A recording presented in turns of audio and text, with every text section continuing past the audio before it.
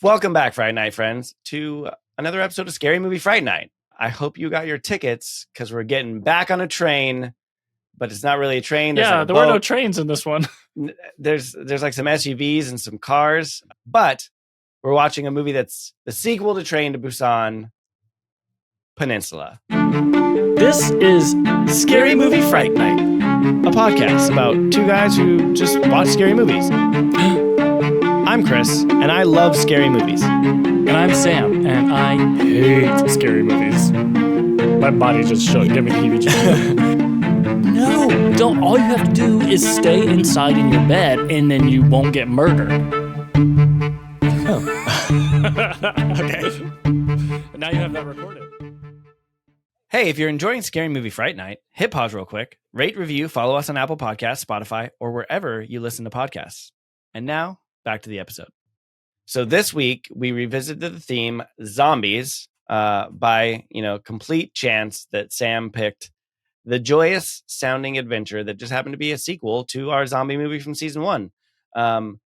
People listening are probably just like, they did this on purpose.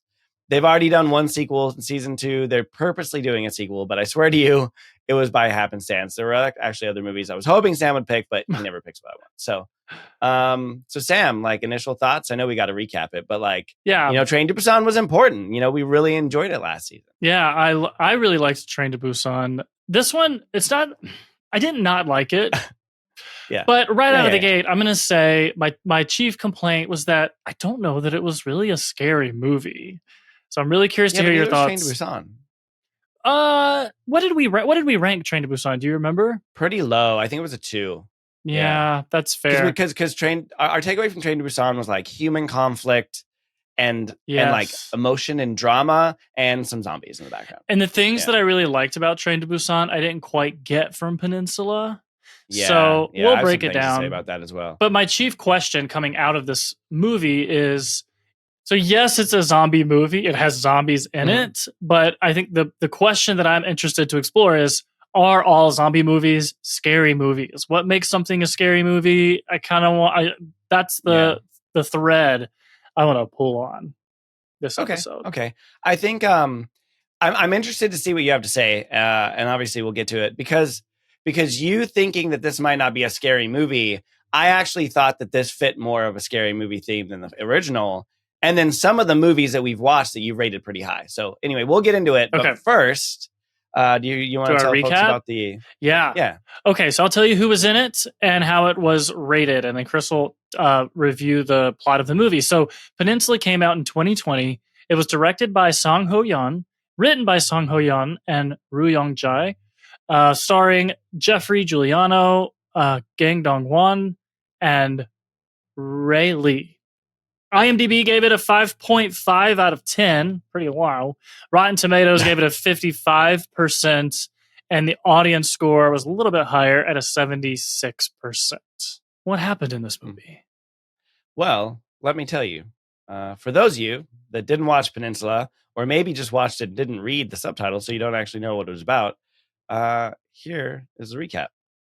The movie opens, and Marine Captain Jung-suk drives past a family pleading for help while escorting his sister, her husband, and son to a ship leaving South Korea. Once aboard, Jung-suk learns the ship is now being taken to Hong Kong, but before he can do anything, the zombie outbreak sweeps those aboard, including his sister and his nephew, and he watches them get eaten. The kids are not safe, they die very early on, and though he and his brother-in-law do survive, they end up in Hong Kong. Fast forward 4 years later, the two are sent along with 2 others back to the peninsula on a mission to retrieve a truck full of money, and they'll get half of it so they can be rich. Once they land in the peninsula, they search for the truck, find it, and then soon zombies start chasing them, but they manage to escape with the truck unharmed. However, on the way back to the port, the team is ambushed by a rogue militia group led by Sergeant Huang. Jung-suk is thrown out of the truck, his brother-in-law hides in the inside, and everyone else ends up dying. The zombies start chasing Jung-suk, and he's rescued by 2 sisters, June and Yoo-jin, who leave the zombies behind, followed by a badass car chase that somehow happens almost in the pitch black of night, but they have superpowers now and they can see in the dark. It's fine. At their hideout, Jung-suk meets their grandfather, Elder Kim, and mother, Min Jung, and instantly realizes that Min Jung was the woman that he passed by at the beginning of the movie. The truck with the money is seized, and the brother-in-law is taken prisoner and thrust into fighting zombies along with other captured men in a brutal gladiator-style game.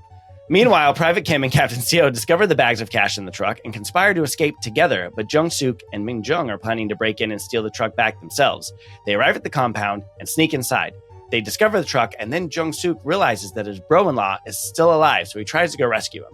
He ends up killing a number of zombies and soldiers in a brave rescue attempt, but then his brother-in-law ends up dying and getting killed anyway. He just can't win. Everyone dies. He can't rescue anyone.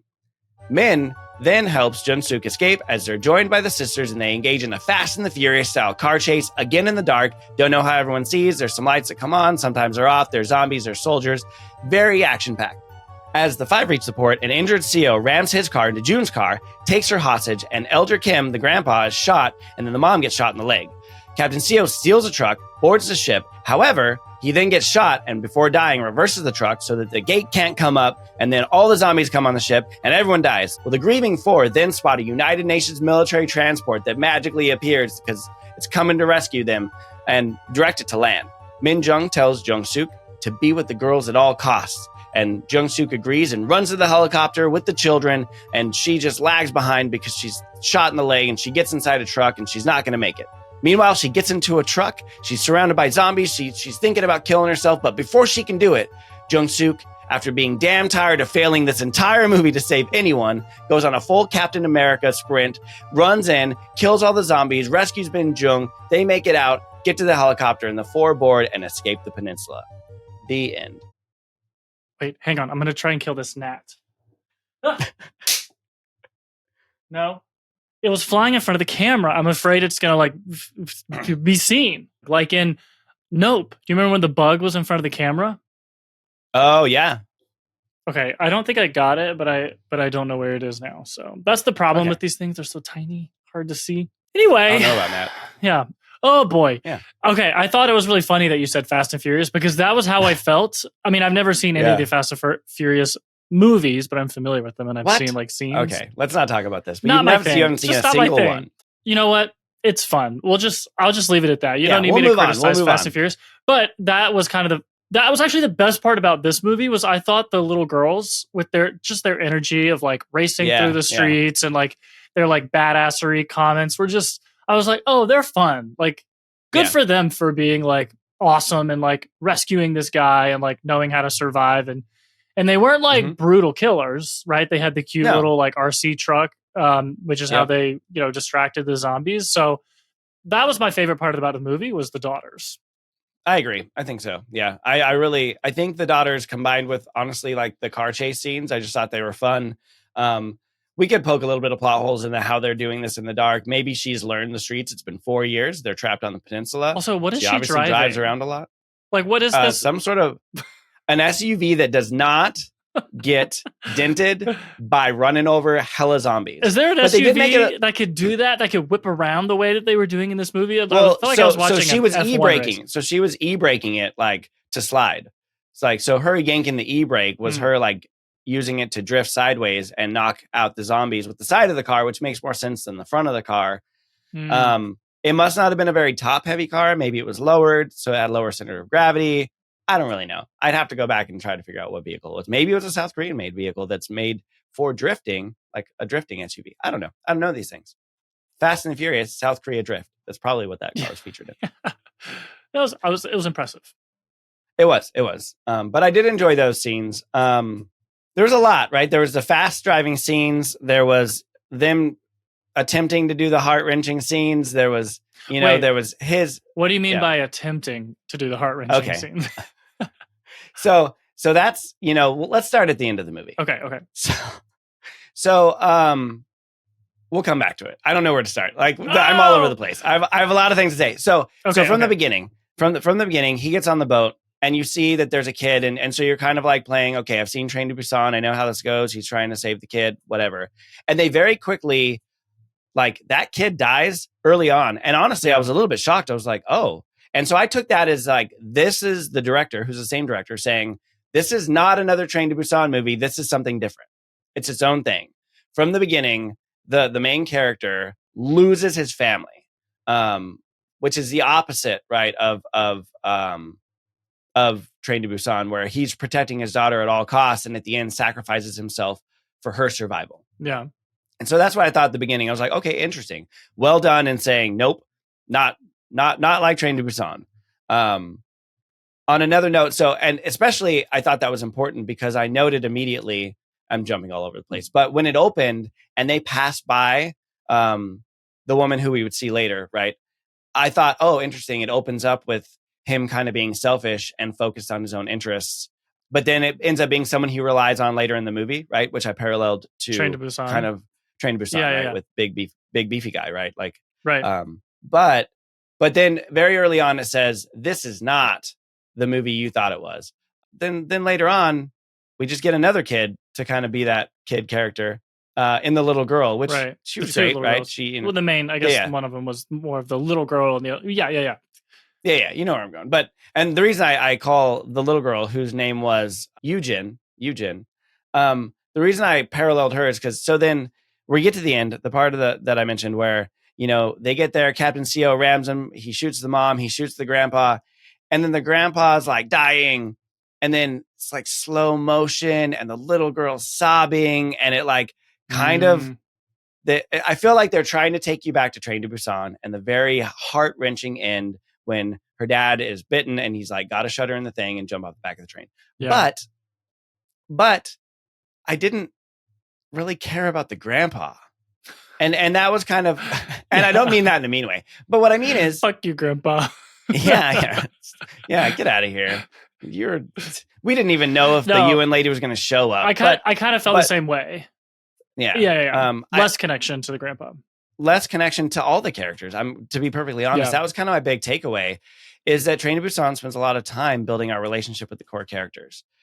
Just because they're stuck on a train, you get to know the father and daughter very early. He meets the other ones. You think they're a team. You think they're going. They lose people along the way, but it's not that core group.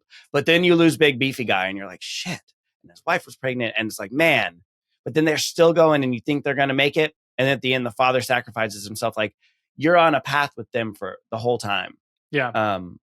We see Jung Suk, the main character, at the beginning, but we don't care about him at the beginning, just like we didn't care about the main guy in Train to Busan at the beginning. And then we see him 4 years later, and we don't really care about him. We know he feels guilt, right? There's some guilt associated. But then, like, it's kind of his journey, right? And his redemption arc that continues to fail until the very end. But we never really care. Yeah, I felt like Train to Busan was more of a drama. This was more of an action movie with some drama in it. Where they tried to capture, those moments from like they did in Train to Busan. Yeah. But because it was so different, and I think it's possible. I think movies do it all the time. I think Fast and the Furious movies, at least like, you know, the first one before it became super fantastical, and we're not going to talk about it. But the first one, you should watch it. We'll watch it as a bonus episode, probably not. But the first one is all about family and about, you know, like it's very realistic-ish movie, but it came down to human connection at the end, like the way those characters developed their relationship. But there was a lot of fast driving in it. But yeah, and then you know, the woman and her children come in kind of halfway in, or maybe it's a third of the way. And we want to be invested in them, but it just moves around and they're like, oh, we're going to get the truck. And so by the end, circling back, by the end, when the daughter is like, or the little girl is crying about her grandpa, it's just like, well, I didn't really feel invested about the grandpa. And then the grandpa dies and then they go, and then the mom's going to like kill herself. And I'm like, well, this sucks. And then apparently they could see far away and they saw the shadow of her mom. But then it's like slow motion again. And then the little girl's crying again. Yeah. Because her mom's going to die. And I'm like, we're doing this again. Yeah. Oh, we're doing it again. And there was a lot of slow motion. Yeah. And I was like, oh, okay. Even and then he's like, no, I'm very beginning when the first kid dies, right? It's the main character's sister and nephew. And then we get a good solid, I don't know, 30, 45 seconds of like big strings and dramatic music because his brother-in-law is crying. He's realizing what's happening. And it's just like, oh my God, the drama. And listen, I love drama. I love those dramatic moments. You are drama. I am drama. I'll bring it.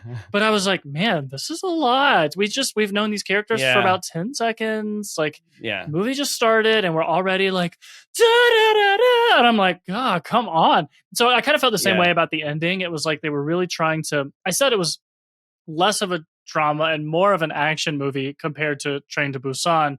And I still stand Yep. by that. But I feel like, I don't know, maybe it felt like maybe they were trying to overcompensate. Like, let's hit them really hard with hit them in the heartstrings and like, let's make this super dramatic. It felt over the top. And because of that, I wasn't as into it, you know? Yeah. It Yeah. just, Well, and I think that's what's interesting, right? And I like how we do this, where we go with like, let's go overall opinion, and then we'll go back and talk about things we liked or whatever. Yeah. Or thought. But I think that they were trying to tap into, and I don't know, I didn't read anything that said this, but I really feel like they were trying to tap into what made Train to Busan so good.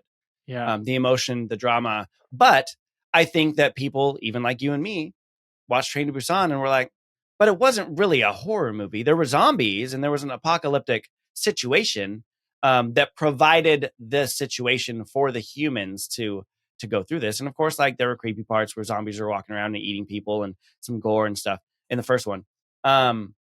But they were trying to capture that and do the action thing, and somewhere in between, it landed a 55% on Rotten Tomatoes. Yeah. I wasn't, I mean, I didn't hate it. I wasn't like, oh, this movie's so terrible, it's a waste of my time. Right. Yeah. But I remember enjoying Train to Busan, and this one I was just kind of like, meh. 55% is a perfect description. It's like right in the middle, just kind of like, meh. I like the dramatic things that I like are when characters are self-sacrificial or willing to find ways to like do the right thing. So I liked when the main character at the end had the aha moment of like, we could focus on just saving ourselves and we could just give up and get out of here, or we could try. So let's just try to save the mother. We could try to save her. Yeah. And you could probably argue back and forth whether or not, what is the right thing to do in that scenario? The mother literally asked you to like take the kids and get out, and you gave her your word that you would do that. And so now, are you putting everyone at risk by running after the mom? Maybe. Sure. Of course, it played out well. They all got out. It played out well. And also, like, to compare zombie franchises, right? It's a difference between The Walking Dead and, we'll say, classic Walking Dead before they brought in variants and later stuff. Like where they walk slow. Yeah. Right. There were some scenes in The Walking Dead. There's one in particular. I don't know what season it is. I'm probably due for a rewatch, but a season where like it was dire and there was a small group and they took on this giant horde, and it's like this like the next morning, and they're exhausted and they're covered in blood, and they somehow, the group of them, not one person, the group of them had like just fought for their lives and survived. And those zombies move slow as shit. These zombies are aggressive. Like, they are like superhuman fast, jumping. They form zombie capes. They do. So just some of the like ability for him to be like some sort of magical special forces dude that can be like dodging zombies and go in and take on a horde of that fast moving zombies was like, that's why I added like the Captain America thing. I don't know if it was really Captain America, but it was something super human, like for him to really like go in and somehow magically still have enough ammo to like do what he had to do, knock some out, do whatever, and then get her to the helicopter. Yeah. I was just kind of like, okay.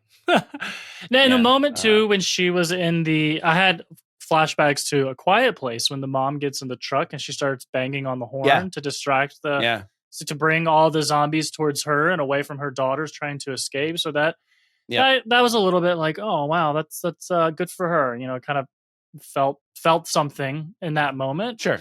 But other than that, I feel like it was just a little over the top dramatic, and I was like, Well, so to not be negative, let's talk about some things that I did find interesting. Okay. Because I think we agree, right? It wasn't bad. I'm glad I watched it. Mm-hmm. But like going through, it wasn't all bad. I think Train to Busan set a high standard, and I think anytime it's like The Exorcist earlier this season. Anytime you set a bar in a certain universe with a certain way of doing things, like you hit it out of the park the first time, but it's a careful thing to try to bring a sequel in, especially in the same universe. Yeah. But anyway, like I thought the first, like at the beginning, I thought it was pretty good overall. I thought the storyline that got them back to the peninsula was pretty good. Like, they're in Hong Kong, they're being treated as less than human because they're from the peninsula, like showing you that South Korea is the only place that is exposed to this virus. That was kind of And interesting. so- That's very different from other zombie movies, that it stayed contained to this one Yeah. little corner of the world. It wasn't like a global Yeah. outbreak. That's And different. yeah, that was so it was interesting. It gave it a different take, and their like only way out of it was to try to earn some money. So, because otherwise it's like, why are they really going back there? But it's, I was like, okay, I'll buy it, sure. So we get to the peninsula. Some of the interesting things that I found, right? Like, I thought that it was an interesting take on humanity when there's no hope left. So when you talk about the military unit that came in and their brutality, I don't know how many times I'll reference Walking Dead, but it's very similar. You see groups, right? Like at the end of the world, they're on the peninsula, they're in South Korea, there's no hope. And humans sometimes do some bad things. And so the brutality of, oh, this is a survivor, let's throw them in this cage. This is our show. We're going to watch them battle these zombies and see how long they survive. Honestly, I don't know who else they're putting in that cage, but I thought it was an interesting take to show the brutality of humans left behind. I actually didn't love that. Because I was thinking about the same thing. There's I loved The Last of Us TV series, and so you get it. That was another case where they're like, how are different communities surviving in this post-zombie apocalypse? Mm-hmm. And there was violence and brutality in some of those communities because they're starved for resources, and the whole, law and order has broken down. They have to kind of recreate society. There's little societies. So there were some highly offensive, brutal, violent things happening. But I feel like in those storytelling, they found ways to like, in Peninsula, I was just like, why are they doing this? Why is there like this zombie cage match thing? Like you said, like why do people have dogs kill each other? Why do people, like there are humans that do really horrible things with animals currently. And if you start to look at zombies like animals and you start to look like humans that aren't part of your group like animals, I think that is something that 4 years after you've been abandoned by the rest of the world and you have the wrong people leading it, I think humans will do some pretty messed up stuff. I think history has shown humans do some pretty messed up stuff, but like humans do some pretty messed up stuff when they're led by pretty messed up people. I don't think this would happen overnight, but I wouldn't put it past a faction of humans, right? Because we saw that the mother and the children, they left. So there's probably other factions of humans. And in The Last of Us, it's big, it's worldwide. So there are factions of humans on all parts of the scale, good, bad, in between, survival, whatever. I think this showed a faction. Yeah. Of humans that. I get that. I think what's missing for me is that it was just like surface level. We just have like a surface level understanding of like who these people are and how they got here. Okay. And I was just like, you mean the people in the faction? The people in that faction. Yeah. What was it like? You wanted to understand them more. Yeah. I was just like all that they're just, it seemed like they were like almost all men. It didn't seem like they're they didn't have any like mechanisms of survival. They're just like brutal and angry and have this weird competition. I kind of felt like I was watching like the what is it from the Guardians of the Galaxy? You have the like raiders, the pirates. What are they called? Sure. You know what I'm talking about? Pirates? Yeah, they have a name. Yeah. They're like and of course in Guardians they're like funny and silly or whatever. But it just it just didn't make sense. I was just like, I'm not really into it. I don't really understand. It just seems like arbitrary. It just seems arbitrary. Yeah, exactly. Okay. Well, I guess I didn't spend too much time trying to understand the faction because we didn't really need to understand it. But it was a little weird. Like, how did Captain Seo get in charge of this group? Right. Like, exactly. He doesn't seem like he's like a super solid leader. But you're right. We don't know a lot about of the background. And I guess I've watched a lot of like post-apocalyptic shows and in the zombie world or whatever, post-virus or post-whatever. And I think so for me, being so familiar with the different types of people you run into. And again, you watch however many seasons of The Walking Dead, you're going to see all sorts of different factions of people, from ones that wear zombie masks so they can steer hordes, from ones that put up a front that they're like a place for people to come to be safe, but they're actually cannibals because you got to eat. And so they have turned to eating humans, but they don't eat their own faction. They bring in people off the street that they don't care about and they eat them. So I guess from my, horror movie genre perspective, I've seen so much of it that I didn't really think twice about it. So it's interesting that you came in probably not seeing all that stuff and you're like, but I want have to know seen more it. about them. I saw it in Last of Us. They had cannibalism. They had like crime. They had The Last of Us is a very special story, though. It's a very special story that was taken from a video game. Yeah. But you don't know a lot about like what Joel did before that and what his faction was like, because he's done a lot of bad things and he was a bad guy. But you don't really get his backstory. I'm just saying that the way that they introduce the various, they go to like multiple communities, and we see in that it's totally different, right? It's totally different storytelling. Yeah. But in that show, it's bigger, right? We have more time, right, to understand the characters. But in that, we see like, oh, this is why this person is this leader. Oh, this is the tough decisions that they have to make.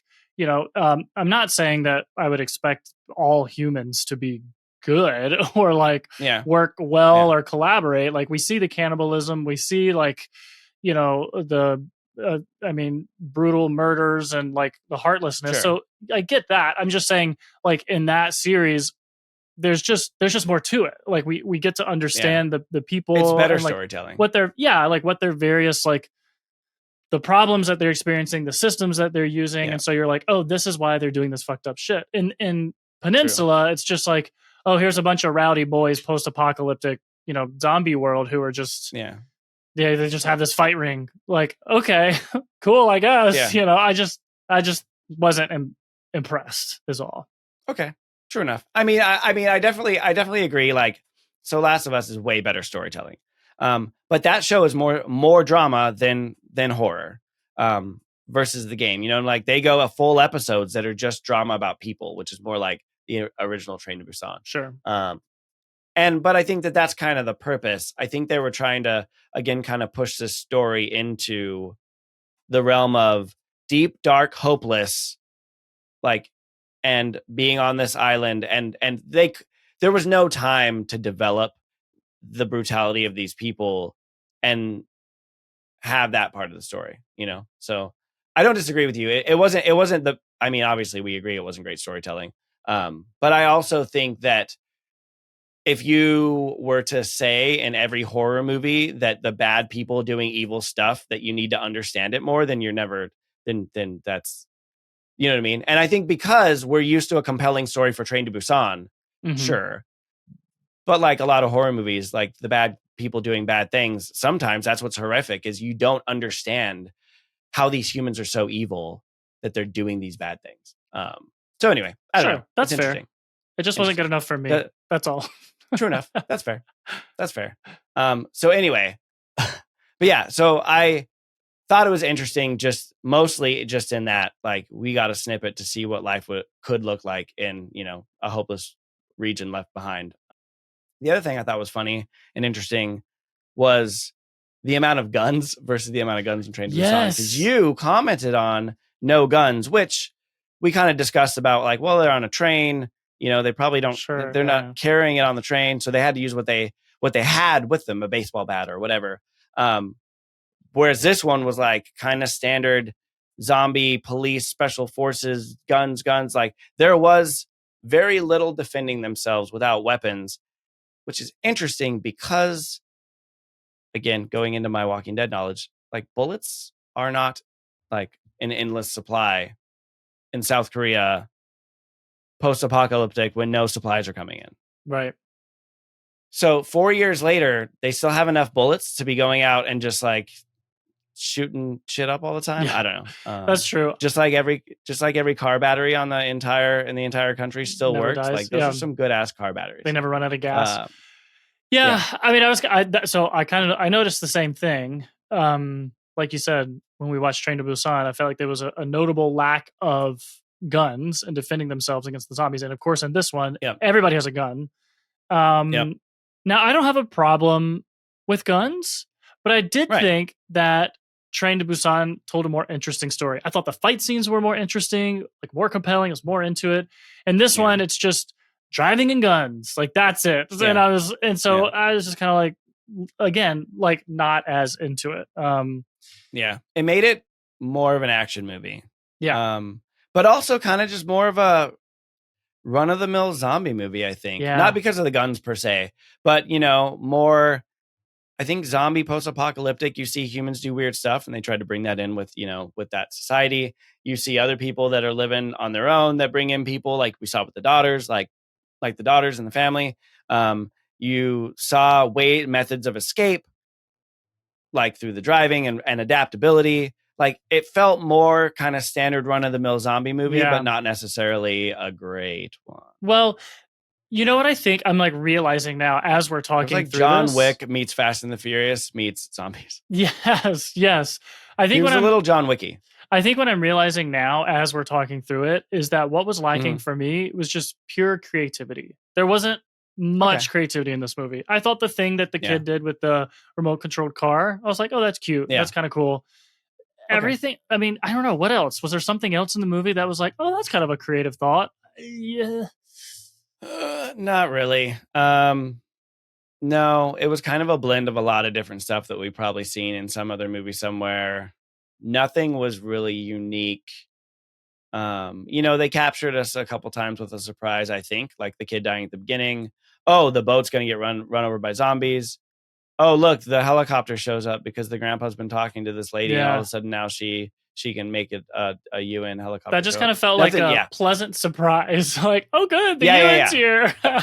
Really, I was like, okay. Yeah, of course. Yeah, but you're right. There wasn't anything notably creative. Compared that made it stand out. Train to Busan, I feel like the way that the characters are like learning how they're like as a group like learning how the zombies work. They're like, oh, if they can't see us, they don't know we're here, so they figured out how to like paper the windows and everything, and they used what they had on hand to do that. And I don't know, I can't remember the specifics of the fight scenes, but they just they were fighting with what they had. They were fighting with what they had. And Big Beefy Guy was a badass, but he was a badass. Yeah. And I feel like they were like, I remember he was like wrapping his hands. I feel like they used tools and resources they had available. And that whole car scene where you had like the zombies on one car and the humans in the other car, and then the team that we were rooting for in the middle between the two cars. I just thought that was a really creative setup, and there was just so many little things like that I was like impressed. And in this movie, no, I didn't find anything very creative or impressive. It's just like exactly like you said, run of the mill. It's just run of the mill. Yeah. I feel like it's kind of funny because I guess I kind of touched this earlier and mentioned it, but it's kind of, it's almost like, and this is a little bit of a reach, but it's almost like Peninsula is to Train to Busan what Exorcist Believer is to the original Exorcist. Because the Exorcist Believer was just kind of run of the mill. They tried some things, right? They tried to pull people together, and they tried to make it modern. They tried to bring in different religious ways of exercising and exercism, of doing aerobics and doing cardio. No, I'm just kidding. Lifting weights, right? Yeah. But they tried a lot to make it different and in the same universe. But they just weren't able to land it. The storytelling just wasn't there. And I think they could have done it. I think they could have said, this is the same universe. It's its own movie. Right. But we're going to tell this different story. Yeah. But they tried to bring some of it over, but then make some of it new. If you're going to make it new, make it all new. One note I made is you know what I wanted? I wanted this movie, and I know this wasn't going to be it, but when I was kind of reflecting on it, I wanted this to be like 8 years later and have the daughter from the first one be some sort of like badass person. That would be cool. Who like is somehow looped in. And again, it can be a completely different story, but at least like you could bring her in halfway and we're already emotionally connected. Yeah. Like you bring in something that like makes us be like, oh, that's how she turns out. Like whatever happened to her. Yeah. Like because she made it through that tunnel. But then now 4 years later, you're saying it doesn't matter. Anyone that was on South Korea, they're just done. Anyway. Yeah, so that would be cool. Was an interesting or thing. like the pregnant lady, like she gives birth and then we meet the kid 8 years later or whatever. Yeah, that'd be cool. Or maybe agree. she's the mom, right? Like Yeah. maybe instead of that weird connection, she's the, I don't know. Anyway, Yeah. I think there could have been creative things they could have done, but alas, it was fine. It was fine. It was fun.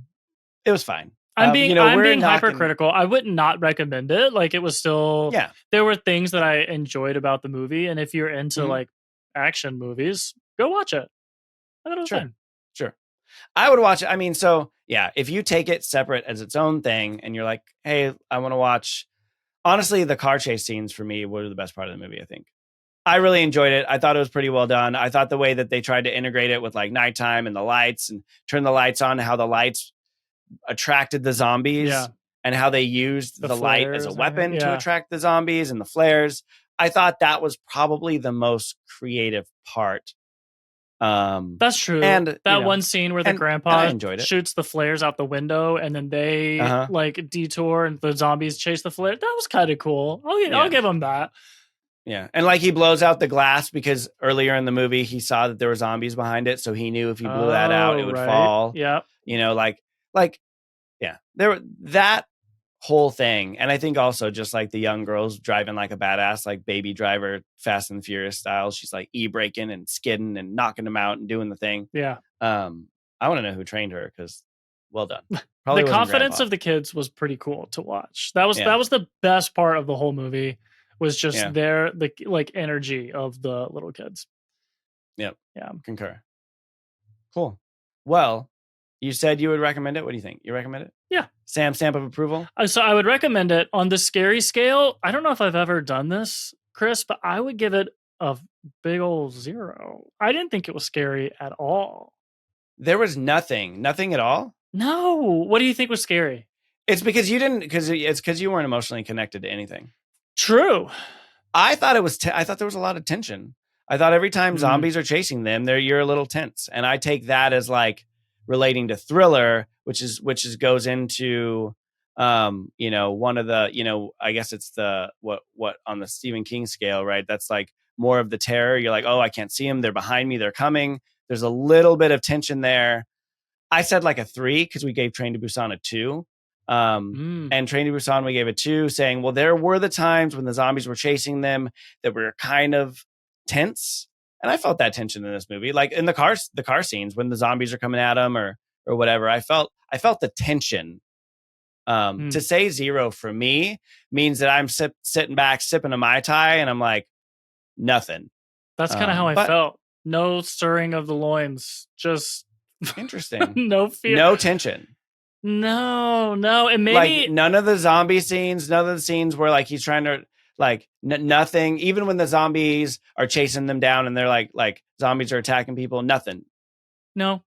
And maybe it's just like all of the context around it, like because it was so focused on like the action and the driving scenes. And I was like, yeah, they're getting chased by zombies, but like that's a different thing than like when you're on the train and the zombies are like right through the next door and you're like, are they going to open the door and like get to you? And just the proximity where it's like, yes, your car might get overtaken and then they're going to climb in and kill you, but it just I just didn't, and like you said, connection to the characters I think is a big thing for me, because I just didn't feel connected. And the kid, so also normally when kids are in scary movies, I'm like, oh, I don't want the kids to get taken or killed or whatever.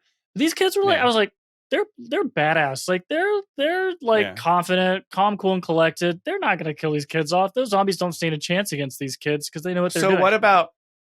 Question then. So what about at the opening sequence before you had like built up judgments about the movie with driving scenes and action packed John Wick gunfighting scenes? The first one on the boat. Like they're on the boat. He goes in there and his sister is leaning over his nephew and like everyone around them is turning into zombies. And he's like trying to make his way out, but you don't necessarily have a judgment on the movie yet. Like even then, sitting back, sipping a Mai Tai. That was sad and kind of sweet, but not scary. The fact that we saw the kid as soon as he was turning. You're like, oh, got the kid already, but like out the gate, no connection to that kid, And then the mom you see the mom making this choice of like, do I go and save myself or do I just go let my kid bite me, and then I'm also gonna suffer this fate. And you're like, oh, that's really Well, sad. this goes back to our Train to Busan episode. There's no choice there. She's emotionally distraught to the point where she's not thinking clearly. Because you asked me about like if I would like right. leave Shelly behind, and I told that whole diatribe. Like she's not. She's just like She's like, I'm done. her life is over. My life without my like kid her is... effectively like there's no conscious thought going on there. She's just like holding her kid, and then he bites her. And maybe if I had a kid, that would induce more fear. But for me, that was just like really sad and dramatic, but not scary. I wasn't on the edge of my seat. Yeah, because it goes back to your suspension of belief. Yeah. Because like I can imagine having a kid and feeling that way, right? Because like you have nieces and nephews, and you know people with kids, and like you emotionally connect with them. I think that maybe it's because it's like emotionally connecting how many layers down, like through people that you know. Yeah. But I think it's very personal. Like you yourself have to really like understand the feeling to be able to like. Well, there's tap emotion. into the fear. There's emotion there. Sure. But it's not fear. And there was the moment at the end of the movie too, where the two girls who we had gotten to know and I was connected to, and I did want them to win and survive. And one of them, it's when the car, when Captain Seo crashes his car on the pier at the end, right? And for a moment, I was like, oh shit, did he kill the youngest girl? That's so tragic. So, and then we see her like a moment later, we know she's okay. For a split second. So I felt emotion. But it wasn't fear. It was like sadness. It was tragic, you know? Yeah. But in some movies, you feeling sadness makes you rate it high. And that's why it's interesting. But it's the sadness that you connect with. You're like, oh, well, it's like you identify that that's sad. But if you don't connect with the sadness, then you don't rate it scary. Okay. If you connect with the sadness, then you're like, oh, that's an 8. Oh, interesting. Now I'm like really doing some inward self-reflection. Like, what is fear? What is sadness? What does it mean to be afraid? Welcome to Scary Movie Fright Night, where we break down the inside workings of Sam's mind. Well, okay. So this is actually, after watching this movie, then I asked myself, is this a scary movie? Are we ready to tackle this topic? Yeah, let's do it. So I was like, how would you answer that question? I started with IMDb because I was like, how does IMDb categorize movies into genres? The first thing I realized is there is no genre for scary movie. And other places kind of confirms this as well. Wikipedia has a thing on film genres, and there's no scary movie genre. And I was like, oh snap, I've just been kind of referring to all of them as scary movies. So I feel like scary movie is like is like a broader umbrella term, almost like a category. Well, I guess horror is like is the genre, but it's not the only genre that I would say is scary. True enough. There's horror, there's thriller, and there's we did a few science fiction related scary movies, so you could say science fiction as a genre could have some movies that are blend scary. Yeah. Well, that's the other thing. As I was like, well, what does IMDb say that Peninsula is? And I was looking at Peninsula, and then I was looking at lists of genres. Like I would go to one genre and look at all the movies in that list to say like, well, what constitutes this genre? And then clicking into some of those movies and realizing it's not like there's a one-to-one relationship between a movie and a genre. Sure. And this might be obvious for everyone who's listening. You're like, duh, Sam. But just like, so like some, like, when you go to IMDb, it might say like, this is a thriller and it's an action movie and it's a adventure movie. Right. So it's it multiple blends, genres. Which is why I'm like, oh, okay. So it could be a zombie movie that is a thriller, but maybe it's not scary. So not all scary movies are thrillers. Not all thrillers are scary movies. Anyway. Sure. So this is how it defines each of those three major genres. Okay. Horror films are films that seek to elicit fear or disgust in the audience for entertainment purposes. Okay. Thriller are films that evoke excitement and suspense in the audience. Okay, that's fair, yeah. And science fiction films are defined by a combination of imaginative speculation, scientific or technological premise, making use of changes in trajectory of technology and science, whatever, future of science. Right. Sci-fi. So none of that is surprising, right? No, that seems pretty, yeah. But what I think is interesting is when you and I are choosing scary movies and then we're talking about like the scary scale and what makes it scary. Sometimes it's things that are like fear or disgust that are more in the horror category, but other times it's like the suspense in the thriller category. True. Which makes it kind of like a weird scale because, I mean, a good scale probably would.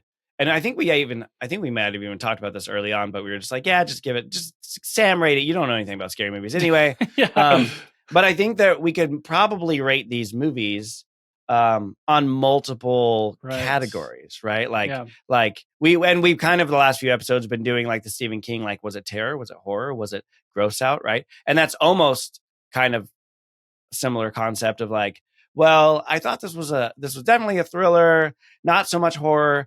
There's probably a better way if we really wanted to break it down, which, we just kind of get on here and talk about whatever we feel. But I think you're right. I think that there's so much nuance, and it's funny. I mean, I just pulled up our themes from like season 1, and this is kind of just how it's worded. And some of it is how they're listed. I think just how people generally refer to stuff, but like folk horror. So it's like Midsommar is a folk movie with horror aspects.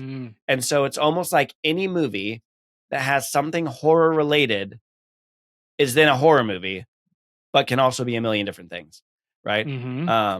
I think you could have had Midsommar without the death and without the dismemberment. I don't know what the end goal would have been in that story. And it could have been a full drama movie. And even then, maybe with the suspense and the feelings, it still could have been. But, I think that's where, I think that, anyway, so like space horror, there are space movies like Interstellar, which is not the same per se, but there is some horror aspect of like, oh, I'm never going to make it home and whatever. But then you have space horror where like there's an alien in space. And so it's interesting. Yeah. Anyway, I don't know. So I'm rambling, but it's funny how all my stuff is like sci-fi horror. Yeah. Jordan Peele horror, right? So it's just kind of adding horror to the end of another genre to make it give its own genre. Yeah. Well, okay. So with zombies, let's go back to zombies then. So, what would you say? Train to Busan and Peninsula are horror, thriller, sci-fi. So I don't think, well, now it really depends on how you want to get down to it, right? Because if they spent a lot of time getting into the science behind the virus, you could probably call it sci-fi, but they don't, right? I think that there was another movie we didn't watch that also takes place in space, and it's something to do with some like virus thing that grows into another thing, and it grows into an alien creature.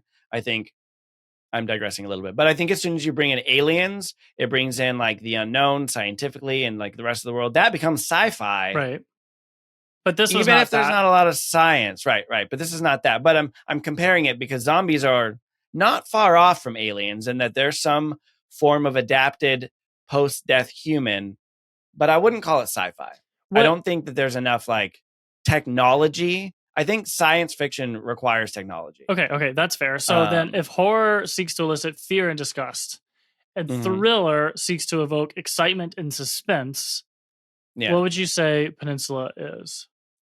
I think, well, first of all, I don't know that I fully, so I don't disagree with those definitions, but I think thriller movies that have horror aspects are horror movies. And what I mean by that is there are movies like one of the movies we didn't watch, The Invisible Man. And in that movie, he's invisible. So it's considered kind of sci-fi because there's technology involved, whatever. He's invisible.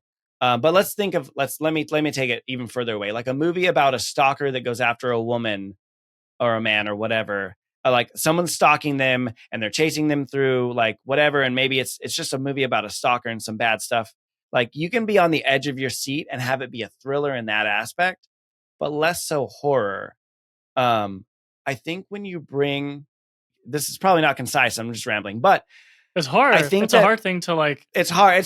Yeah. So to answer your question, I mean, I think both. And the reason I say both is because they're more of a thriller movie in how they go about it, right?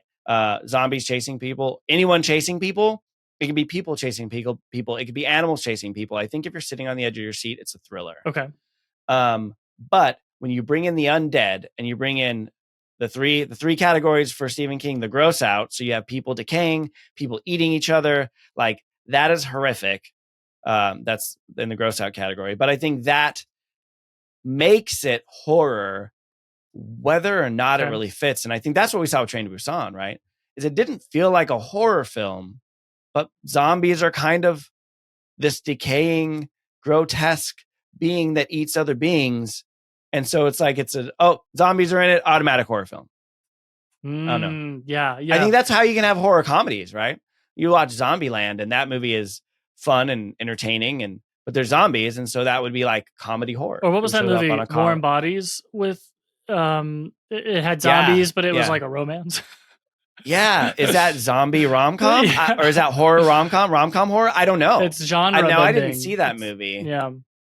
But yeah, what genre is that movie? Like, what is well, it? Oh yeah, look on IMDb. See what it says.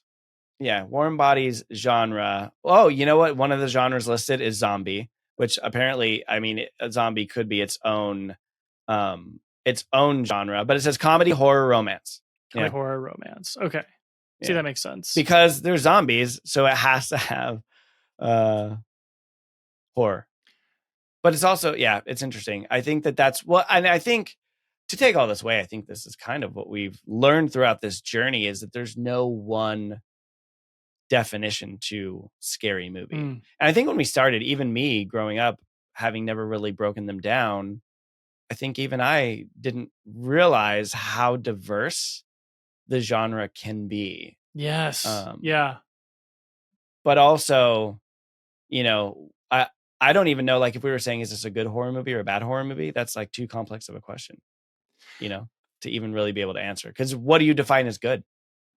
That's hard. Well, and exploring this question online, my next question was like, okay, well, who gets to decide? Like, who's the governing body of film genres? I don't think there is one, but like Sam and Chris, we get to do it. But that's why I was just like, okay, Internet Movie Database seems like a good place to like try and understand what genre the whatever movie falls under. But then going a step further, I was like, don't they do a bunch of like award shows like Oscars and Emmys and Golden Globes based on genres? And they're not as nuanced as like, there's not like 10 genre categories. Usually it's just like, in the case of the Golden Globes, I think I read it was like you have drama and then you have like comedy and musical. So interesting. With the Oscars, I think there's no separation of genre. It's just type of movie. So you have like feature films versus documentaries versus animated versus foreign language film versus whatever. So it seems like there's no rules. It's about there's less rules. Yeah. Well, and I think what you'll find is movies that The Conjuring, Paranormal Activity, we'll say that we know those are like horror movies because they bring out the fear, but fear is relative, right? And it depends. But as far as our experience on this podcast, do you think those movies would ever get nominated for an Oscar? Probably not. That's an interesting question.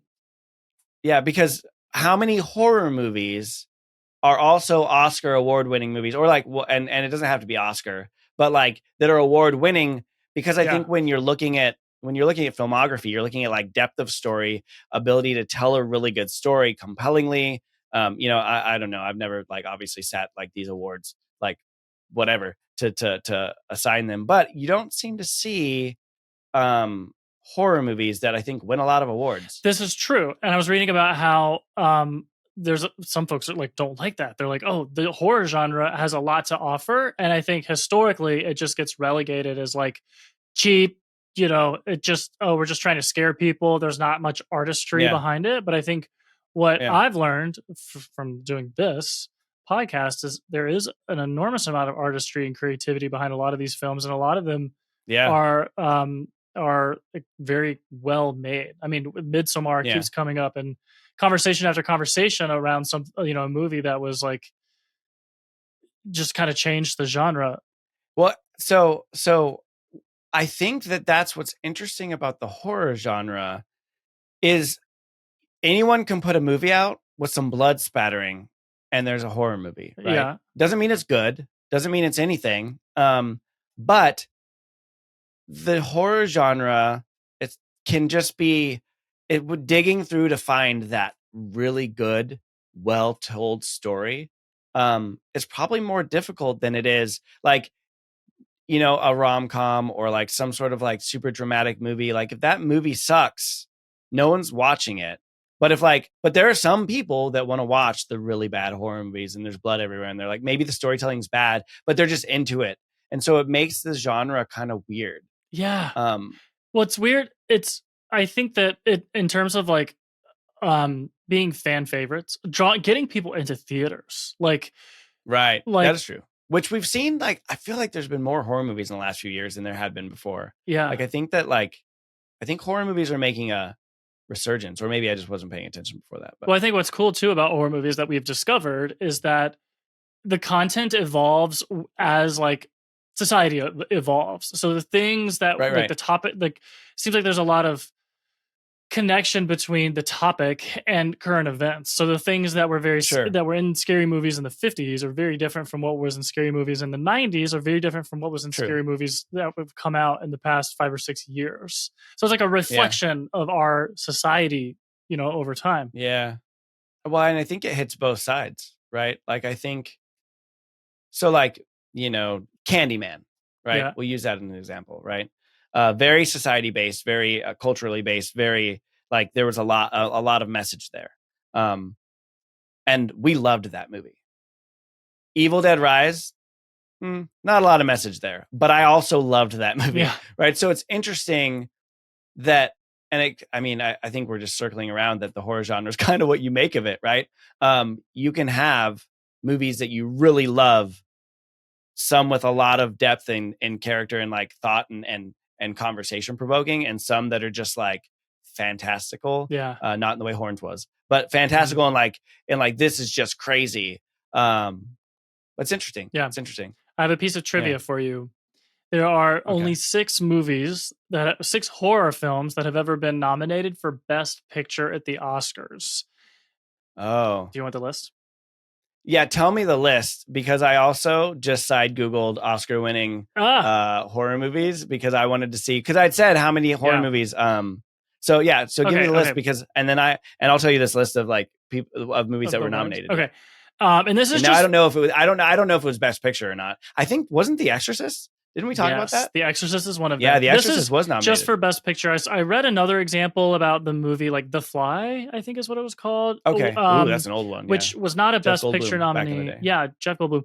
But it did get a nomination for makeup or special effects, something, you know, because of, you know, he transforms into a back fly. Then, like, it was pretty. Yeah. So I'm sure there's... we could watch it now and you'd be like, no. Yeah. No connection to the characters. So there may be other movies that have been nominated for Oscars, but this is just Best Picture. So The Exorcist is the first one on the list. Which came out in 1973, and we watched it. Mm-hmm. Jaws, 1975. Interesting. Interesting that's a horror film. Yeah. I mean, yeah, it is. It's right? pretty horrific. Yeah. But like, it's one of those that you're like, oh, I guess I didn't really think about it. Yeah. The Silence of the Lambs. Okay. 1991. Okay. Yeah.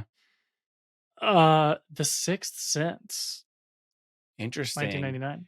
And you're dealing with ghosts, so it bridges a gap, but the storytelling is the focus.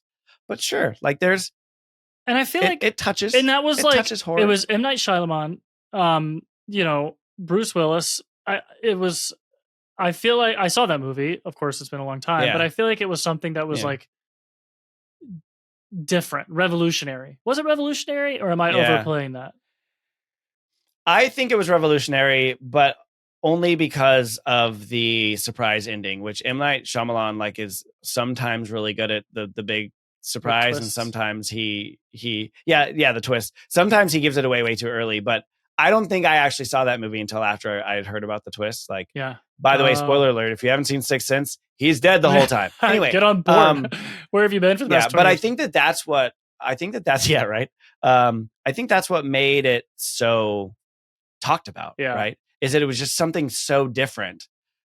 It was But creative. that's also interesting because like you don't even know he's a ghost till the end. So it being in the horror category is pretty hard to. I mean, I guess the kid is like seeing other things that are pretty horrific. Wait, are you saying it shouldn't be in the horror category? The Sixth Sense?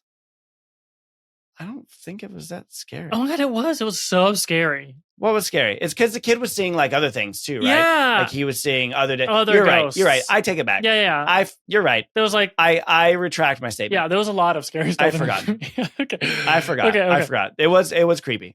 Okay, so there's two more. The scary movies who had been nominated, or horror movies that had been nominated for Best Picture at the Oscars. Okay. The second to last one, Black Swan, 2010. Did you see that movie? Interesting. Yeah. I guess it's dark. It's a dark movie. Yeah, for sure. I never saw it. Natalie Portman, good, I think. Mila Kunis. Yeah. And then the last one, I think you would like it. Get Out, 2017. Yeah. Which you haven't seen yet. Have not seen yet. There's been a couple opportunities to see it. A lot of conversation around. We wanted to see other stuff. keep like stuffing it back into the themes that are coming up. But I think that's what's interesting. And I think that this goes with probably most awards, particularly for Best Picture. And this is me spitballing, but it's got to be the whole package, right? Yeah.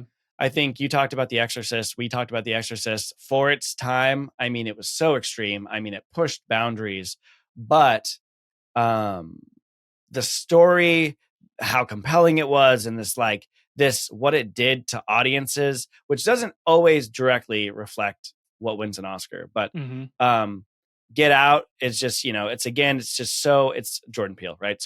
So compelling storyline. I think that for it to have to be in this award category, it has to be more than just scare. It has to be more than just has to be artistry, fear-inducing, right? Artistry. Yeah. The Exorcist and won so to add like to that, a bunch of it like swept the Golden Globes.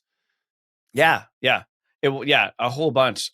So I pulled up this list, to add to what you said. So it's literally horror groups Oscar winners. Okay. On IMDb. And so like other ones that pop up on the list, probably not for, Best Picture. Like Alien, right? Which action-packed sci-fi, but it's aliens that are like killing, like it's a horror movie. Yeah. You haven't seen it, but I mean everyone knows Alien, right? It's lasted the test of time. Bram Stoker's Dracula. So vampire feels more drama. Which you probably haven't seen that either, but like I remember growing up, like Gary Oldman when he was younger, Keanu Reeves is in it, 1992. But again, it's just very well told story. A couple other ones on there like Rosemary's Baby back in 1968, American Werewolf in London. The Fly is on here, of course. So it's interesting. And of course, we'll never get behind, we're not probably ever going to dive behind what makes movie an Oscar-worthy movie. But in other words, horror is what you make of it. Horror is whatever you want it to be. Yeah. We got to pick compelling horror movies so Sam will like them. So if they shoot and they drive, not going to like it. So are we ready to choose the next movie? We are. I'm really excited. Tell me what the theme is. Nah. I'm just kidding. Okay. Next episode. So we're kind of, sometimes we're reinventing themes from previous season. This one was not a theme last season. However, there were quite a few movies last season, season one, that gave us a lot to talk about, had some crazy parallels. There were a blend of weird and dark and music and foreboding and like made you think and made Sam look back on his relationships. So next week, this very special theme is we're going to watch an A24 movie. Oh, yes. Yay. Okay. Everything A24 is great. High Life? Oh, that was A24? It was A24. Okay. You always forget that. I do always. It was very, but I kind of want to go back and watch it, which I said I never would do, but I kind of want to go back and watch it from the A24 frame because it's very indie horror. Like it feels like an A24 movie. It left you hopeless. Yeah. It was actually interesting as I was looking at the list of A24 movies. There was quite a few that we could watch. So I had to narrow it down to 3. And so I picked these 3. So you want to hear the first one? Yeah. Here's the first one. Okay. Excited by the latest party craze, best friends Mia and Jade decide to spice up their night by crashing an exclusive house party. They've heard rumors about something mysterious that supposedly opens the door to the supernatural realm, and they can't resist checking it out. Lo and behold, at the party, someone unveils a mystery that brings the magical power to bring the dead to the dance floor. But as we all know, not everyone can resist the allure of the mystical. Reality gets a little wacky, and sanity takes a temporary vacation. No turning back now, folks. The newbies on the supernatural scene find themselves on a mission to bring some sparkle where shadows lurk. Even if, oopsie daisy, that's literally what ChatGPT came out with. Oopsie daisy. Yeah. Even if, oopsie daisy, they accidentally invite a few lively spirits back to the world of the living. Let the good times and unexpected guests roll. That's pretty good. That's pretty clever, ChatGPT, putting in all these like funny well done. jokes, I guess. Especially because this one, if you heard the real synopsis, you would know what movie it was. Well, it gave us a couple of characters' names, and I have no idea what movie this is. Right. Mia and Jade, you said, and something about a house party. So this actually sounds like a great time. It does. Sounds like a good old time. Yeah. Okay. What's the second one? Okay, second one. An extraterrestrial begins taking over the body of a young woman, turning the Scottish roads into her hunting ground. She lures unsuspecting and lonely men into a bizarre dimension where they're treated to an otherworldly experience, complete with a surprise wardrobe change and a rather unconventional meal plan. But hold on to your spacesuits. Life, in all this twisty, turning glory, starts messing with our alien visitor. Suddenly, she's not just here for a quick snack, she's on a journey of self-discovery. And guess what? It comes with a side of tragedy and downright terrifying consequences. Who knew intergalactic adventure could be so wild and introspective? Spaceship emoji, alien face emoji. Oh, okay. We have emojis for this one. ChatGPT spit out emojis with these. Oh, wow. You said tragedy, which I don't love. And introspective makes me feel like this is another what was the dark old movie that we hated so much? High Life? This makes me sound like it's another High Life situation that's just going to be like depressing and... Well, Midsommar was tragedy. Midsommar was filled with tragedy. That's a good point. Okay. So she's not alone in space. She is the only alien here. It's an interesting perspective, really, if you think about the fact that like this person is an alien among people and then is like, I'm just here. It's kind of like it's not compelling. I'm just here to eat people. Like that Species movie from like the 90s or whatever. But then she starts to rethink her action and she's like, is this what I'm supposed to be doing? Like, do I like these people? Do I want to be one of these people? I don't know if that's what it's about. I haven't seen any of these three. So, you're just filling in the gaps here.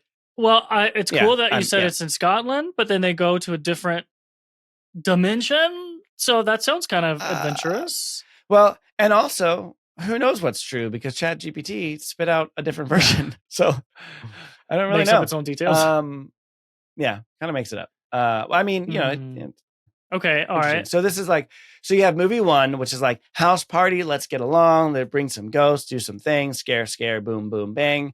Next one is like a journey of self-discovery for someone from another planet. That sounds kind of nice, actually. Yeah, it does. It feels like, sit back, sip a glass of wine, not a Mai Tai. But you might find emotional connection with her and be like, fuck, this movie's a 12. Oh, okay. Well, keep in mind, or maybe it'll suck. Yeah. Okay. What's the number option 3? What's behind door number 3? Number option 3, in the words of Sam. Here's the synopsis. In the quest for a brighter chapter after a tough loss, Harper, a resilient adventurer, decides to trade the busy streets of London for the tranquility of a charming manor in the scenic English countryside. But hey, healing is like a cozy, slow-cooked stew. Time, love, and a dash of countryside magic are essential ingredients. Armed with the hopeful spirit, Harper sets out to explore the vibrant local landscapes, dreaming of new beginnings. Yet, this picturesque journey takes an unexpected turn with quirky encounters that add a splash of whimsy to Harper's comeback plans. What was once a solemn path to redemption becomes an enchanting adventure filled with laughter, growth, and a touch of countryside charm. Can the transformative journey turn into a joyous celebration of life, love, and the beauty of starting anew? Find out. sunflower emoji, house emoji, sparkling heart emoji. Oh, more emojis. More emojis. Option 3 sounds so like wholesome, like a slow cooked stew and time in the countryside, and we're in England, and sounds almost like a rom-com. I don't think there's comedy, but it does sound a little bit like a rom-com. It sounds like one of the little pieces of Love Actually that took place. Yeah, that's what I was thinking. Love Actually. Yeah. Like the guy's going to write and he had the divorce or whatever. Yeah. I will say 2 of the 3 of these movies are very recent. Okay. So here, behind door number 3, we have a fun house party and some supernatural spirits that are joining us. Yeah. Option number 2, we have a Scottish woman, maybe, who's actually an extraterrestrial and is going to take us on a journey into another dimension. And then option self-discovery and stuff. Yeah, self-discovery. Love that. Option number 3, we have an adventurer who is in the English countryside, and I forgot what's the monster. Like apparently it's like post it doesn't really talk about what like the monster is like. So I think it's like post tragedy. She's like trying to go and like get away and re-find herself, maybe. A brighter chapter after a tough loss. So she loses someone and she's like, hey, I need to go do something. So I'm going to England. I'm gonna make a stew of time and love and countryside magic. But then some quirky things start happening, and she gets super soldier serum, and turns out she's actually Peggy Carter. I'm tempted to choose this third one because of its like wholesomeness, and it just sounds like a bowl of hot warm stew. Why did I say hot warm?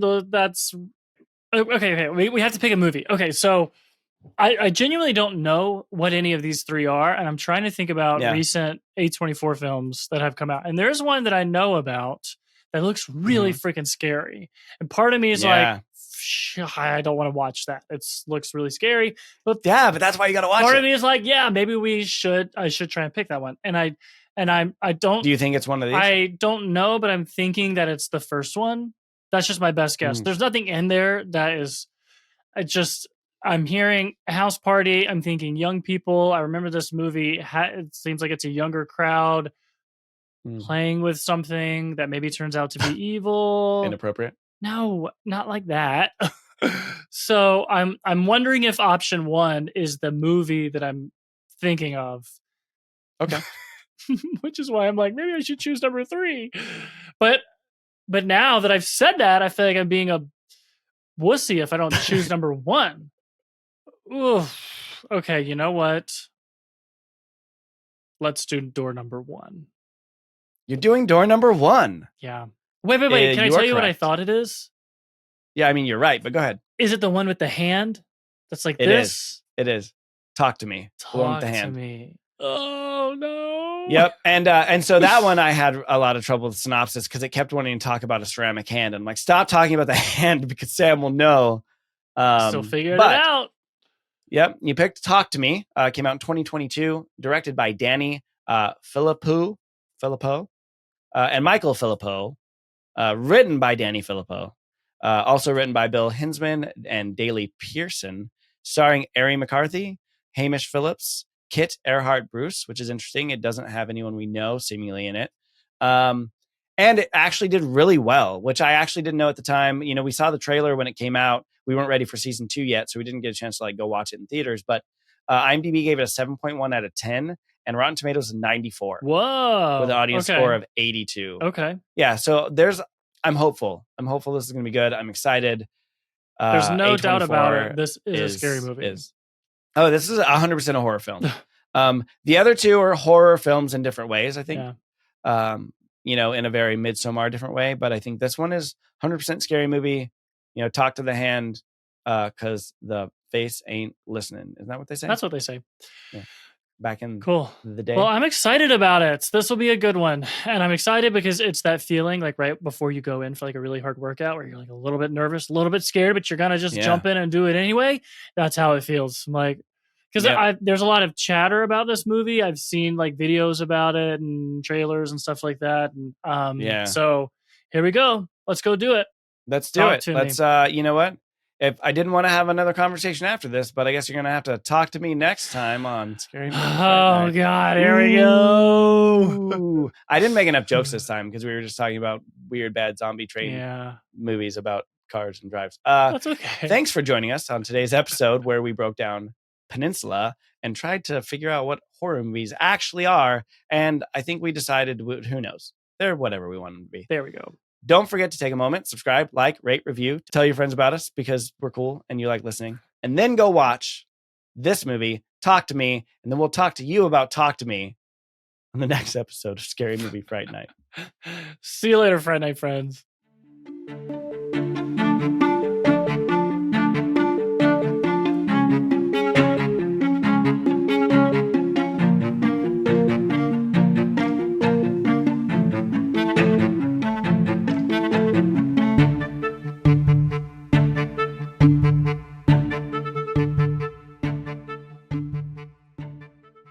So what do we think the idea is behind the ceramic hand? Like, why do you invite people over to like hold a weird hand? And what do we think they're doing with that hand behind closed doors? Because it's kind of kinky, I think. It's definitely kinky. I'm just guarantee people are using that inappropriately, which is probably where the demons come from.